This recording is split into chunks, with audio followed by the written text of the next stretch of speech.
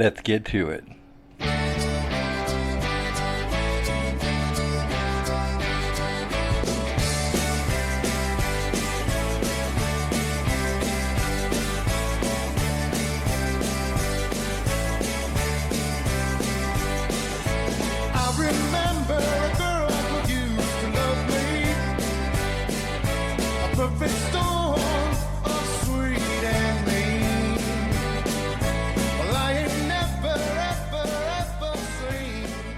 That was Ernie Safehouse off of Ernie Durawa's latest record. And today, we're sitting down with a true Texas legend. Ernie's story is a journey through American music. From growing up behind a San Antonio bar listening to conjunto every night, to playing with John Lee Hooker and Big Joe Turner before he was 17, to Chicago jazz halls, SNL with John Belushi, the Lone Star Café with Mick Jagger, Bette Midler and Jimmy Buffett in attendance, Solid Gold with Dionne Warwick, and 35 years on the road with Doug Sahm, including their performance at the 1979 Montreux Jazz Festival. That's a life lived in rhythm. Let's get to it.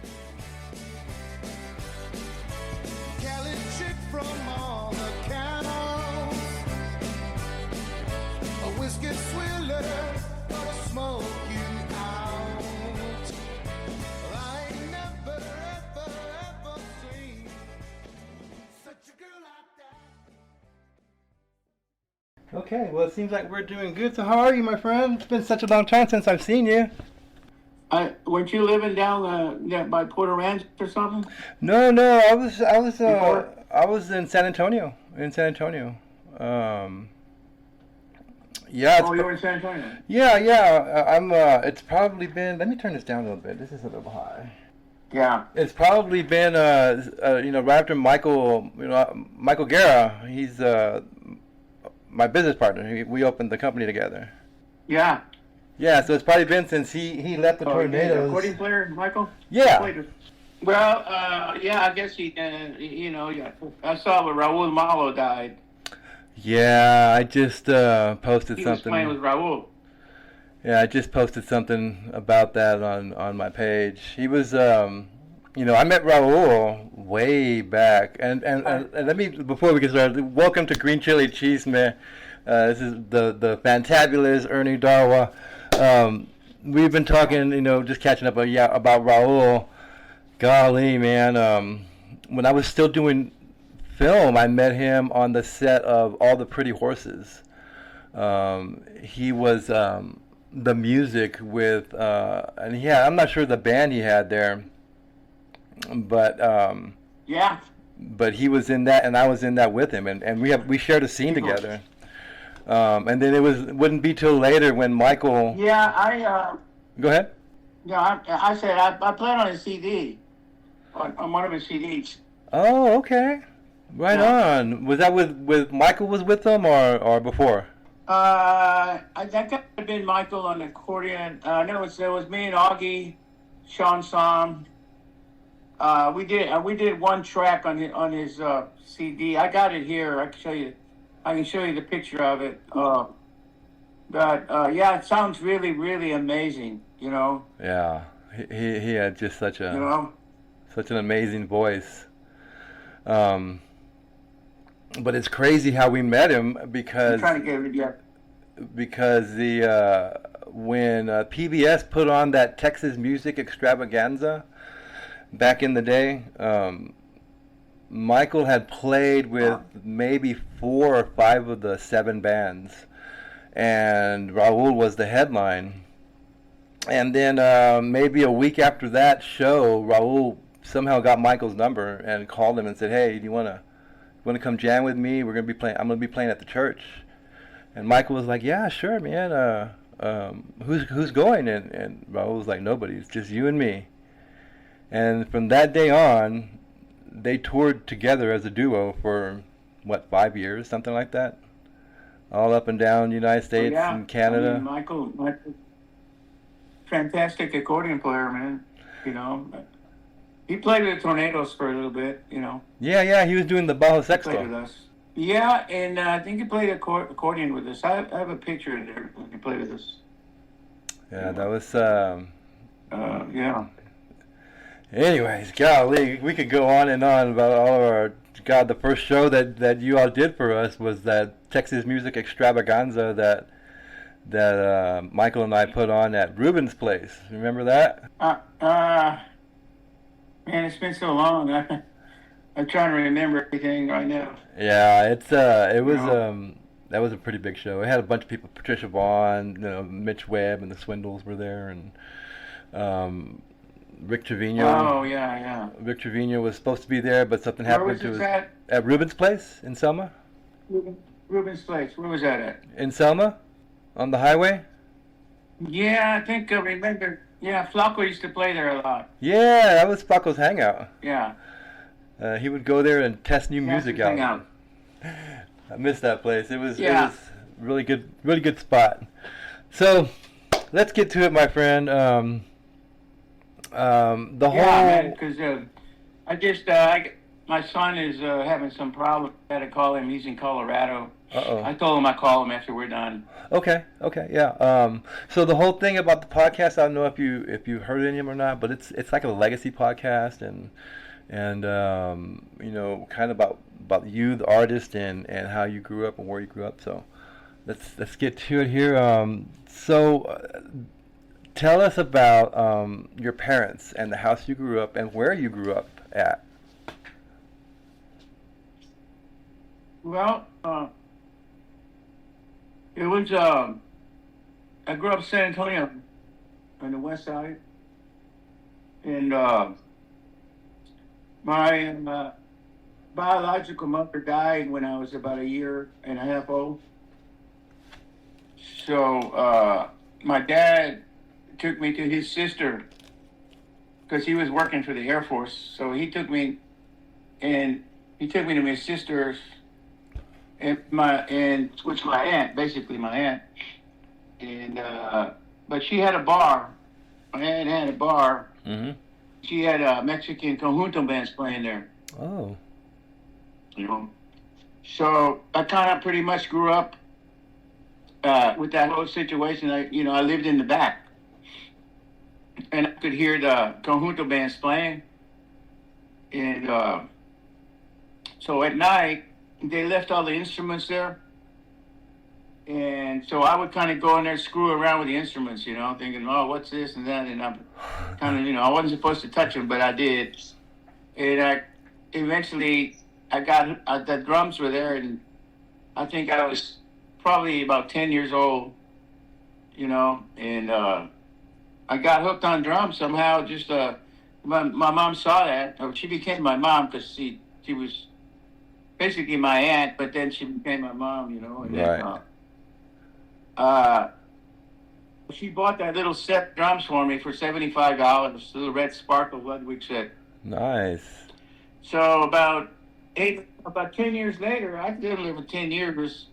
My dad got remarried, and he came back. He wanted to take me back, with his new wife and everything. And of course, my aunt, she said, "No, he's been here for 10 years. We want to adopt him. Yeah. He's our son now, And so my dad was cool about it. He said, "Well, I guess that's okay as long as I can still see. I can see my son. I can still see him." She said, "Yeah, you can see him all because they were brother and sisters, Right. And you follow me? It's complicated. Yeah, no, I got it. A lot of twisted here story, I got it. And so I ended up getting adopted, and that's where I got that last name, Durawa. That was my stepfather's name. He was a Polish guy from Chicago. His name was Martin John Durawa. And so that became my legal name after I got legally adopted. Okay. As my dad's name was Saldana. I'm a Saldana. That's still my name. It's kind of like I got two last names, Sure. But so I started there, man. I got into music when I was about 10 or 11, and I'm still here. I haven't quit. Oh, still rocking and rolling. Did you have a chance to meet your grandpa? I just turned 83, man. 83? What? 83? I'm 83 now. Wow, congratulations. Happy birthday. Yeah. Um, Well, Yeah, man, it's somehow trying to keep going, Yes, sir. I But totally understand that. yeah, it's I got to playing and stuff, and later on, I was in high school, and I met Doug Som, all those guys. We started playing around little garage bands, little teen canteen, play high school gigs. Uh, you know, got out of high school, decided, man, the only way to make it big in this business is to go to California. It's all in my book. I wrote a book, it's got my whole story, like I'm telling you. Right. So we went out to California, but we didn't do very well. We literally starved out there, so Was that with I came back. with Doug, or who was that with? Yeah, well, Doug, it wasn't with him to California. It was some other guys that in the band, Rocky Morales, Right. Joe Sanchez. Those guys I haven't seen. I mean, well, Rocky passed away, but Right. some of those other guys, I don't even know what happened to them. There was this guy, a blues singer named Bobby Taylor, a black guy, and he's the one that got us to go. He said, yeah, he told us he knew all these guys out there, and we could go out there and we could, play gigs everywhere and all that. Well, we went out there and we didn't do nothing, man. We were eating popcorn out of the bars, with much anything. We were struggling pretty bad, So I decided to come home, and I ended up breaking down in the desert in New Mexico. Oh, shoot. I spent a day and a half in the desert in between Lordsburg and Deming, New Mexico. Oh, man. What time of the year was this? My car burnt out the engine. Summertime? It was in summertime, and I slept in my car, man, and burned out the engine and stuff. That's a long, many years ago, man. Oh, man, that's But these are the things these are the stories and the events in your life that have shaped you. You know what I'm saying? These are the things, bro. These little stories, these little things that when they're happening, it's like you don't realize what it's going to shape you to be. So let me ask you this: in high school and stuff, before were musically, what kind of music were you listening to, other than the conjunto you heard every night growing up? Well, after that, because I discovered. First of all, I knew conjunto was great and everything, but I needed something more challenging, Yeah. And I knew that conjunto, I wasn't ever going to get out of barrio, man, Yeah. I wanted to do something more, something inside of me. So right about that time, and I discovered Little Richard and Chuck Berry and, all those blues guys, rock and roll guys, basically, the Beatles, actually. I discovered Fats Domino, one of my favorites, Fats Domino, and when I discovered that, their music, but then at the point, I also discovered Buddy Rich. I wanted to know who these drummers were, so I discovered Buddy Rich, Gene Krupa, Max Roach. And I realized these guys were all jazz drummers. Yeah, I am familiar with all three of those. So with that, guys. I discovered their music. I discovered the music, So I discovered the artists first, and then I discovered their music, and I discovered all those jazz guys, and I discovered all the rock and roll guys, and then later on, I started playing in a black blues band, the Spot Barnett. Oh yeah. And we played a lot of blues, so I just, I ended up playing with John Lee Hooker when I was 16, Joe Turner, a lot of the blues guys. So I discovered blues. So it was kind of a melting pot of music that I discovered at a very young age, which is why today, I like it all, Right. But then when my sister came by, she would come over and she would play all this country and western music, which I didn't really care for that much. Mm-hmm. I didn't like that country and western, but somehow I started to discover Hank Williams. Oh. You know, Lefty Frizzell. Oh my gosh, yeah. You know, Hank Snow, Hank Air, all these guys. So I discovered country music too. You know, so I did the whole thing, all the genres, and so that's kind of what I became, that kind of musician. You know, just started playing everything. That's And what that did is it kept me working more. Well, yeah, you could jump onto any band, any genre of music. That's pretty nice, man. Well-rounded. And all those bands, good gosh, I love all those bands, all those musicians, and I also was before I started playing drums. I don't know if you know I play drums, but before I started playing drums, I was an air drummer, and like Gene Krupa and all those guys that, you know, Neil Peart learned off of and admired. And that was because of my mom. I knew that music because of my mom. Buddy Rich, and I knew it because of my mom, and thank God, at a very early age. And so I always wanted to play drums, and it wasn't until I was in the military that I learned on the Bad Company album at a military post. It had an isolation room on a post. And I learned how to play it on a cassette, from a cassette tape. That's how I learned how to play drums. Anyways, golly, so when I don't know if you're aware of how big of a Doug fan I am. We are Michael and I when we were together with the company back in San Antonio. In fact, Doug actually sits right here with me every day. And watches over. Well, I got that picture. I've got that picture on a candle here. Oh, that's beautiful. I got that same picture on a candle. I was. I got a lot of Doug stuff here. I was interviewing Shandon not too long ago, a few weeks back, and he was surprised to know how much. Because Doug, I've written and directed 8 films. Doug has been, in one way or another, in every one of my films. His music, by mention, one of them we had his Cadillac in there, and the song that's our theme song for the podcast was a song that I wrote in honor of Doug. That is on Michael's and on our band's last album. It actually hasn't been released yet. It's just released on this podcast right now. But it's called Such a Girl Like That. I'll send it to you. And this is long after Michael had left, and Sean had heard it. I think I probably videoed it somewhere, and he saw it. And he contacted me, and this is the biggest compliment. I probably will cry if I think about it too much. But he contacted me and said, Hey Dave, I just wanted to let you know that song sounds just like my pop.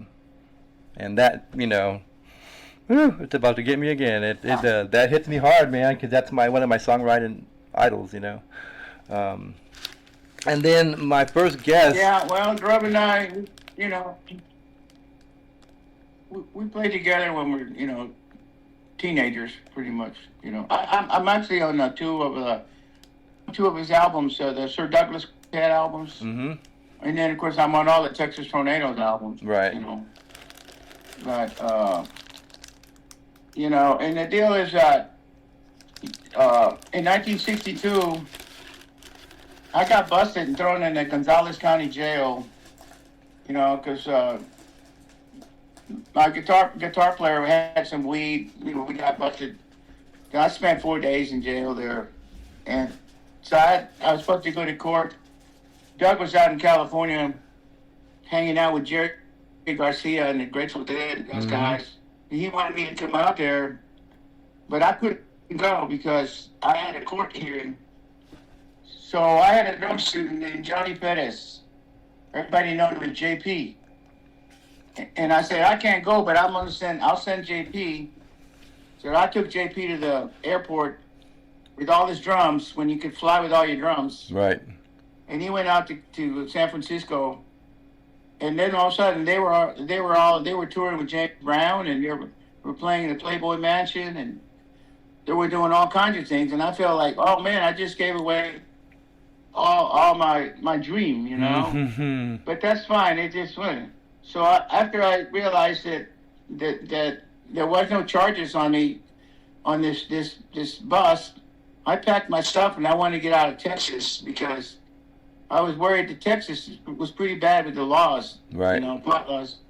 So I went up to the Midwest and I ended up in Chicago. And while I was up there, I was playing all over. I started playing with Nat King Cole's brother. Oh. You know, I played with Isaac Cole. You know, Nat King Cole's brother, and played a bunch of gigs. All of a sudden, I was playing in the Playboy Club in Chicago. Had a nice gig in Playboy Club there. And then I went up to Lake Geneva, Wisconsin, and played the Playboy Resort up there. I had a gig in the 95th floor of the Hancock Building. And then I had another gig in the 60-something floor of the Sears Tower. And so during that period, I was playing in the basement of this high-rise, and I met, this guy came up and asked me, he just told me he liked the way I played and stuff. And I asked him who he was. He said his name was Don Knapp. And I said, I asked him if he knew who Roy Knapp was he related. He said, yeah, that's my dad. Well, Roy Knapp was the guy, drum teacher, who taught Gene Krupa. He taught Gene Krupa. He taught Hal Blaine. He taught Louis Bellson. All these great drummers, right? Yeah, and then Hal Blaine, and then, you know, so I ended up studying with him. I studied with Roy Knapp for about 3 years. Wow. You know, so basically, one day I was out in L.A. and at a friend's house, and Hal Blaine showed up. And so we started talking. And Hal Blaine became one of my best buddies ever. So when I wrote my book, Hal Blaine wrote forward to my book. Nice. And in my book has everything I'm telling you is written in my book. And so there's pictures of Hal and I in my book. There's all kinds of stuff. And so the reason is we became buddies is that Hal Blaine studied with Roy Knapp in the 40s, and I studied with Roy Knapp in the 70s. Wow. So we became like, okay, we both went to the same drum school. We both had the same drum teacher. And that really kind of connected us to become really tight, you know. So that's part of that story. And then while I was in Chicago, Doug Sam was back in Austin. Uh-huh. And I was getting a divorce up there, and he kept saying, "Hey, Ernie, you got to come to Austin, man." And Austin was just turning into a music town. Okay. In 1976, he said, "You got to come to Austin." And then my mom was getting old in San Antonio, so I split up and I moved to Austin, and literally came down here. I was literally starving down here. I had to go on the food stamp line and all that. But I was playing little gigs, and then I met Delbert McClinton, blues guy. Oh my gosh, yeah. You know, Delbert McClinton. I met him, and he said, "Hey, you know," I started playing gigs with him, and he took me on the road. I went on the road with him, and you know, it was an amazing band. We ended up in New York. We literally took over New York. And then John Belushi from Saturday Night Live, he came up and sat in with us with his harmonica. Nice. And I looked in the audience, and Bette Midler was in the audience, and Mick Jagger, all these guys were in the audience. So shit, I couldn't believe it, man. Wow. So anyway, at that point, Belushi said, "I want you guys to be on my show, Saturday Night Live." So I went on and I did Saturday Night Live. I got a video of it too, and Bill Murray introduces us, and I get the first shot on the screen. My whole face is on the screen when I'm flying, you know. Sweet. And then after that, the next morning we flew from New York to L.A. to do. We did the Solid Gold with Dionne Warwick. Oh yeah. And did that show with her, and yeah, and then we came back here and we did Austin City Limits. And So I've done 3 Austin City Limits. that- 1 with Delbert and 2 with the Tornadoes. Okay. I was gonna say that was So the yeah, Delbert it's just band. kind of crazy, man. It's stuff that started happening. That's amazing. You It's know. an amazing. It was a trip, man. All that story is written in my book too. And But, we're gonna post Yeah, that. it was quite a thing. Yeah. We're gonna post that where to get that book, and Huh? I'll make sure to post where to get that book when we post this this interview. Well, I'm the only one. I'm the only one that you can only get them through me. Okay. You Well. can't get them through Amazon. I'm the only one. Okay. We will make sure Actually, I can show you some stuff here. put a link to that to you. I got here's a copy Oh, of nice. my book. With the long hair cover. Very nice, sir. Yeah, and it says Hal Blaine there, forward by Hal Blaine, Mm-hmm. and so a picture here. There's a picture of Hal Blaine and me. Nice. That's Hal Blaine and me, and in the inside the cover of my book here, and let's see. The story of Can you read that? legendary Texas drummer. An autobiography forwarded by Hal Blaine. Edited by Anita Tobin Dunn. Yeah. Yeah. Dude, you should And, think about an audiobook, my friend. So I got lots of stuff in there. You should think about an audiobook Yeah, and I you thought about reading it, but I haven't had much time to do that. I've been so damn busy. This is an album I did with Doug Somm and Augie called the Sir Douglas Quintet. I don't think I've ever seen that An album cover. I did, and no, because this is released in Sweden. Ah. I don't think it ever came here. I'm at the bottom here. Kind of hard to see. No, I can see it. It's pretty clear. That's me right there. Yeah. Yeah. Anyway, God, you So guys are that's so one. young. and then I did. This is the other one. This is the other one I did.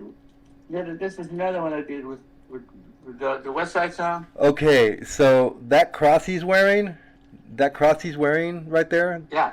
So Michael bought his Yeah. last car. I don't know if you know that, but Michael bought his last car from Sean, and about 3 years after we had been running in it, and he would pop on, dude. We would be going to gigs. Michael, I'd be rolling with him, and Doug would come on the radio in his car, dude, and it was fucking freaky, dude. It was tripping us out. So after about 3 years we Yeah. had that car, we found that cross under the seat. Oh wow. Yeah. Pretty amazing. It hangs from the rear view Yeah. Well, today. his old car. Yeah, the old Lincoln is for sale. The lady she's trying to sell his old Lincoln. She's trying to find a buyer for his Lincoln. That was the one prior to his Cadillac? Huh? That was the one prior to his Cadillac? Yeah, that was the car he had before his Caddy. Yeah, the Lincoln. The Yeah. Lincoln. Yeah, the Lincoln. Yeah, he had that Cadillac, that black Cadillac. I don't know what happened to that car. I thought Shane No, Sean Michael had it, I guess. Michael bought it. We have it. Michael bought it. Yeah? Oh, Michael bought it? Yeah, that's why we found that cross Yeah. underneath the Wow, seat. that's cool. So the connection with us is always been That's very incredible. very tight with him, with Doug, and I'm telling you, more than once it's happened, dude, that we'd be driving and this is in the 2000s, brother, and he would pop on the radio, man, and me and Mike would look at each other and just smoke another joint, fucking Yeah. just rock on, Doug. It's like he was talking to us in his own car, It was really weird. Yeah. Loved it though. Yeah, well, we spent 35 years on the road with them doing the Texas Tornadoes, Mm-hmm. He called me up. He said, "Hey, you want to go to Europe?" And I said, "Yeah, well, I've never been there, so I went. We toured all over Europe, and then we ended up playing at the base. We went up and we flew to Tokyo, Japan. Oh. And we played at Mount Fuji, Japan, and underneath by the volcano there. Wow, I didn't know that. And we missed the earthquake by 1 year. Oh A my year later, gosh. we were there. There was a big earthquake in Japan. Ooh. It would have freaked me out, man. Ah, yeah. They just had another one, an earthquake in Japan, like last week. Yeah, I've seen that in No. a couple of places. In Chile, there's one. In Africa, there's another one going on right now. Yeah. So, Golly, we've just. But yeah, so the story goes on. You know, we did a lot of stuff. We toured a lot, and we did Montreux Jazz Festival in Switzerland. Wow. We did that. We did that in there, and I mean, we were everywhere, man. You know, we were traveling all over. All over this country and stuff like that. You know, I mean, we didn't play to Nashville. We did it was a great tour, man. And then we were off, and then we took some time off, and he called me and he left a message on my machine. He said, I'm going far away. I'm going so far away that you're gonna have to send a bird out to find me. And I didn't know what he meant by that. I thought maybe he just really stoned or something. All right. And then I was at the music store one day, and I got a really bad stomach ache, and so I told the lady to cancel my last student. I went home, went to bed, and then Clifford Antone called me from here, and he asked me if I knew what happened to Doug. I said, well, I don't know. He told me he's going to California. He said, no, man, they found him dead in Taos, New Mexico, in a motel. Yep. That blew my mind. You know? Yep. I don't know if he was on his way there or what. I actually did a screenplay that was a finalist in the Austin Film Festival just a few months ago about a biography of Doug. Hopefully we're going to get that moving some way or another. So let me ask you this. Of all these huge cats that you've played with, who's the one that stands out the most as the pinnacle of your career? Well, man, I have to think about it for a minute. But, when I toured with comedians, I toured with George Gobel, the comedian. Oh, man, I remember him. He's a pretty famous dude. Yeah. I toured with George Gobel. Cigar smoking. I toured with Tiny Tim. Oh, yeah. Cigar smoking George Gobel. Yeah. Just a lot of stuff black people don't know about me, But, I think, I don't know, man. It was kind of like I mean, you named some heavies already. I never really thought of it that way. I was just, like, when I was playing with Nat King Cole's brother, I thought that was pretty cool. And out in Chicago, playing the Playboy Club, those gigs. Well, let me frame it this way. When you're behind the kit, let me frame it this way. You're behind the kit, and you look out the audience. Like you said it one earlier, the one you saw all the stars out there. That's probably a pretty big one. When you're going, holy crap! Look at where the hell I'm at right now. One of those. When was that big moment for you? Yeah, well, that would have been. That was 1978, 79 with Delbert McClinton. Yeah. At the Lone Star Café, New York City. I looked out. Jimmy Buffett was there too, from the guy that wrote Margaritaville. Yeah, of course. Jimmy Buffett, Bette Midler. All those people were there. And then that's how we went out, did Saturday Night Live. So at that point, I felt like, oh wow, this is really cool. My dream here is coming true. But it was really amazing, but I left that band in 1981. And, I had to come back to Texas in 1981. And then in 1984, that's when Doug said, hey, you want to go play with the Sir Douglas Quintet, the Sir Douglas Quintet is really the Texas Tornadoes. Yeah. Because the Sir Douglas, others pretty much the same guys. But all he did is we just added Flacco and Freddie Fender. We added Flacco Jimenez and Freddie Fender to the Sir Douglas Quintet, and it became the Texas Tornadoes. There you go. See? And with them, it was pretty cool with them because everywhere we went, I don't know, they were all pretty equal to me. To me, it was like I didn't even think about where I was as far as the popularity, what was going on and stuff, because to me, and I'm still like that now, people like to tell me, man, you're a famous dude. I said, no, I'm not famous, you know. I may be well known. I might be well known, but not. I don't think that's famous, you know. But a lot of people like to say that about me because I know people, you know, in Sweden, in Norway, and in Finland, a lot of Scandinavians, and in this country and everywhere else. And it's kind of nice people say that, but I don't feel like that's. I don't look at it that way, you know. Well, definitely within drummer circles, So, you are. Yeah, well, yeah, I got an endorsement, you know.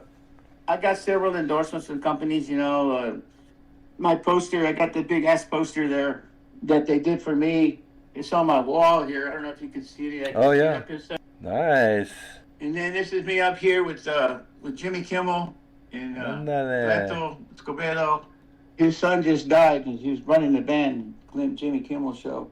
Oh, yeah. Yeah, well, you know, you can do what you do, but there's a lot of great drummers around, you know. I mean, some of them are friends of mine, like Todd Zuckerman's a good friend of mine, and he plays with that band Styx. And oh yeah, that little band. He's another friend of mine. He plays with King Crimson. You know, those tiny bands. They're all pretty nice cats, you know. So, but Hal Blaine was my hero, you know, because him and I hit it off really well, man. So when did you? He died about 5 years ago. Did he? Sorry to hear that. When did you put out your first solo album? Your album? It just came out about 2 weeks ago. So that was your very first. This is all you album. Well, I did Los Jazz Vatos. I did 2 jazz albums. Mm-hmm. Right, I did those 2. Those came out a few years ago. This one came out just 2 weeks ago. It's this one right here. Oh yeah. Yeah, it just came out. Yeah, the guy who was playing guitar with us. Pretty damn good, man. Who? Willow and Gage. Is Willow and Gage on that one? Yeah, he played his ass off on it. Yeah, he plays with me every Tuesday. Such a talented cat, man. We're gonna get him on the show too. He was on our last Michael Guerra album. He played guitar on a couple of the tracks. I think on one of my songs actually too. Hey, I got to use the bathroom. Can you wait a second? Sure. Yeah, Willow and Gage, man. He is such a talented cat. I hope he breaks. He's a monster. Bigger. Yeah, he's been playing with me for a few years every Tuesday night.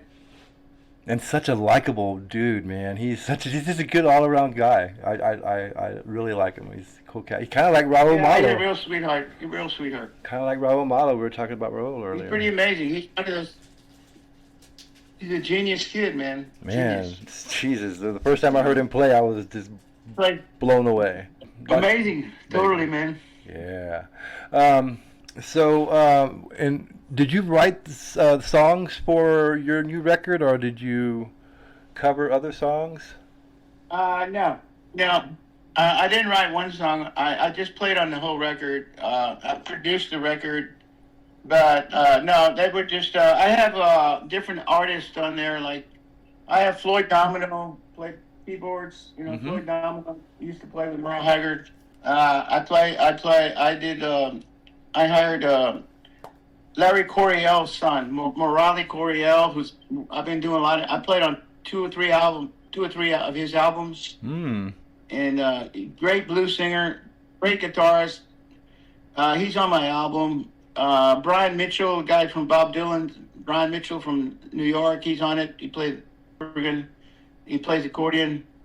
I got other cat. I don't think you know these guys, but they're local musicians. They're good, and Will Owen is on it, you know, too.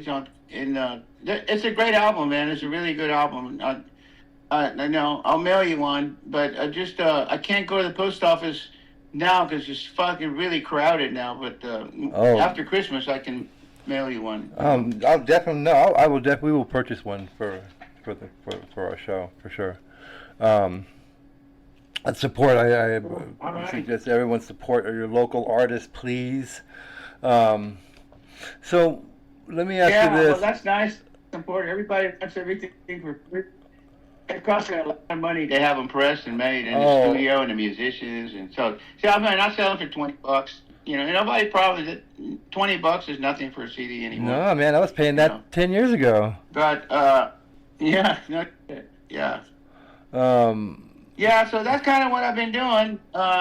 You know, I might be slowing down a little bit.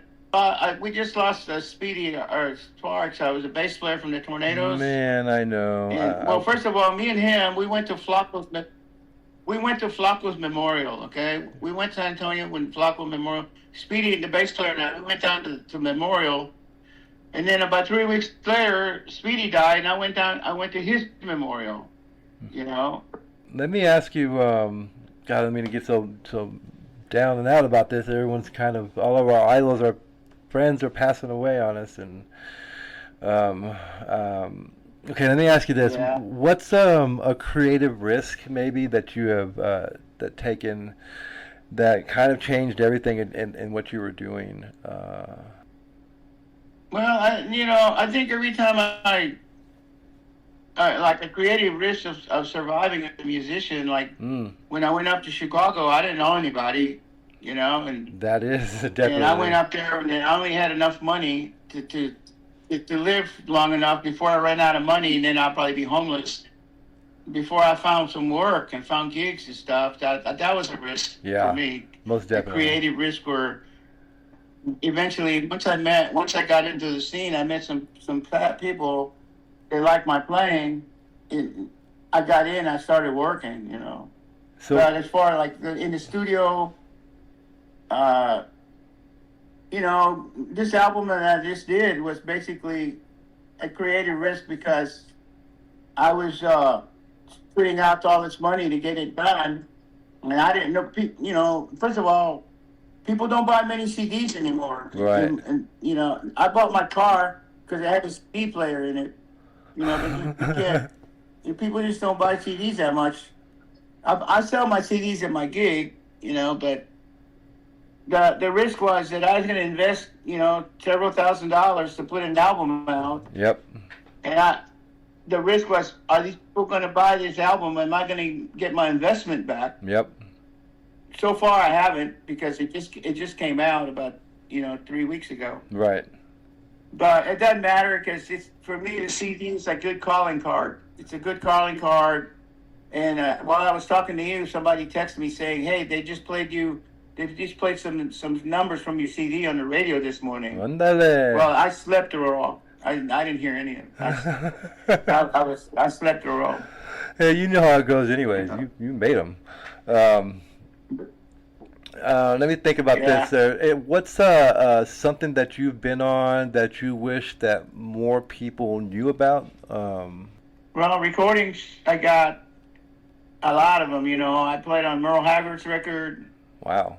I played on Tom Van Zant's record. Tom Van Zant. I did Johnny Bush, country guy. I remember Johnny Bush. I did one with J.R. Chatwell, with Willie Nelson, stuff like that. And then I did some jazz records with Clark. Well, I did the Clark Terry. I played with Clark Terry at the Corpus Jazz Festival. That's a long time ago. I don't know, man. It's been my life musically. It's been really crazy because it's been many different things that I've followed on and done, and it's just been it's been a great career. I had a really damn good career musically. Man, amazing. But it has been some good highlights of it. I think one of the highlights was when I played on Saturday Night Live. That was kind of a highlight. Yeah. Of being on national TV like that, and then of course like the Dionne Warwick Solid Gold show, and I did Dennis Miller show. That was another one Dennis in Miller LA. Live. Dennis Miller. Yeah. And of course the Austin City Limits month. So yeah, a lot of that stuff.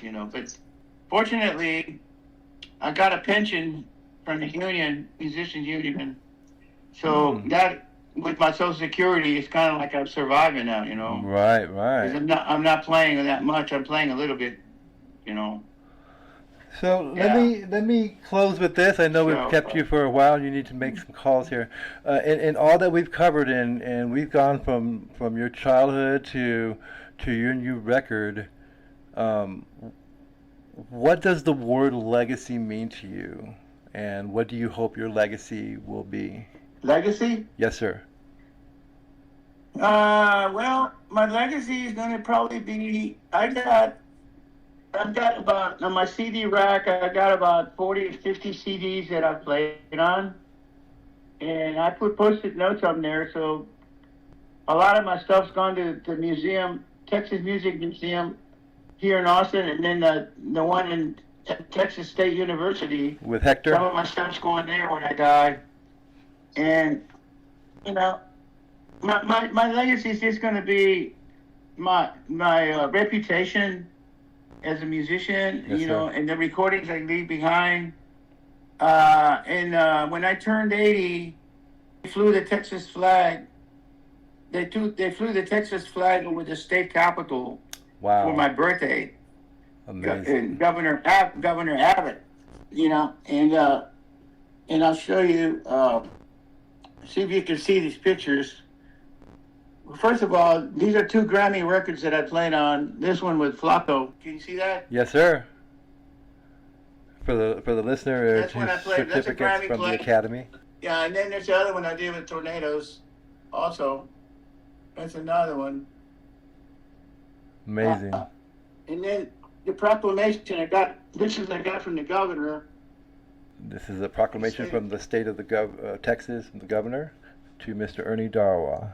Yeah, and they flew the Texas flag over the state capitol in my honor. You know, Beautiful. for my 80th birthday, which kind of caught me by surprise. I didn't know. And this is a gold record I played on with Sir Douglas Quintet and Scandinavian gold record. Oh yeah. You know, yeah. Take me to Stockholm, baby. So I got all kinds of proclamations here. There's another one there. Ernie Durawa Day. I got from the mayor. I'm fixing to get another proclamation in January. I'm going to do another one. So yeah, I've had a pretty interesting career.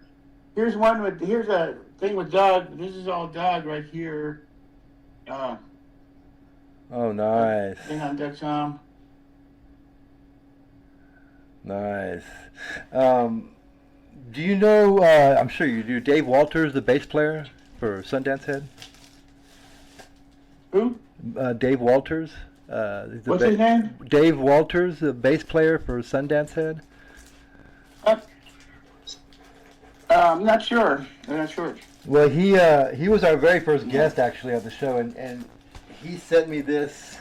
I don't know if you can see it. This poster right here. It's the you just can't live in Texas if you don't have a lot of soul. Doug Somm poster. Oh yeah, that's a great song, man. And he sent it to the show, autographed it and sent it to the show for us. So yeah, Doug is so huge That's with us. that's from the works of it. And he At the Crossroads. It's that song we did at the Crossroads. Yeah, at the Crossroads. Such a freaking great album. Well, Mr. Ernie, I don't want to keep you any longer. I know you have some business to attend to. Gosh, Lee, I want to thank you. Yeah, I got to do that. For coming on to the show. And I will make sure and post. Thank you. I appreciate it, man. I will make sure and post your info to get your book and a link to your Facebook page and wherever else we can get to you. Yeah, well, you can find me on Facebook. Do you find my Facebook? Yes, sir. Okay. Yeah, if you want to post that on my Facebook or post the interview, whatever you want, you know. We certainly appreciate it for your time, and I hope you have a great week. Yeah, man. Take care, Ernie. Thank you so much. I appreciate you, man. Take care, brother. Bye-bye. Green Chili Chisme is a production of DB Media Entertainment, LLC. If you're digging the stories, give us a like, or pass us to your friends the way you used to pass the J. We're on Apple Podcasts, Spotify, Amazon, pretty much anywhere you listen to the pods. Thanks for riding with us, supporting these voices, and keeping the chisme alive. We'll see you next time.